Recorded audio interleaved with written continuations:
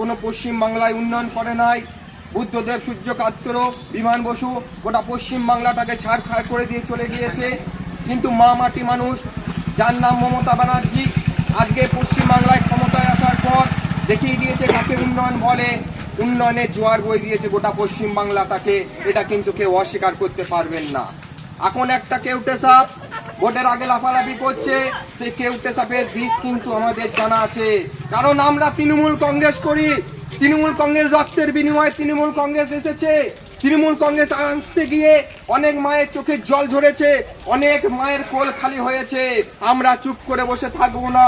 যদি কেউ ভাবে 26-এর নির্বাচনের আগে গ্রামে বিজেপি করি, গ্রামে দাঙ্গা করব, হিন্দু মুসলমানের মধ্যে বিভেদ ধরাবো, আমরা তৃণমূল কংগ্রেস 4ই মে ওষুধটা আমাদের জানা আছে।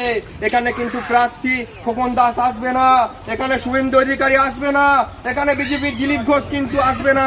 প্রশাসন কিন্তু ঠিক ব্যবস্থা করে দেবে। তাই বলছি বন্ধু, আপনাদের কাছে বলতে এসেছি, আজকে মা মাটি মানুষ চিন্তা করে আপনাদের কথা, সাধারণ খেটে খাওয়া মানুষের কথা, কৃষকের কথা, শ্রমিকের কথা, সংখ্যালঘু ভাই বোনেদের কথা।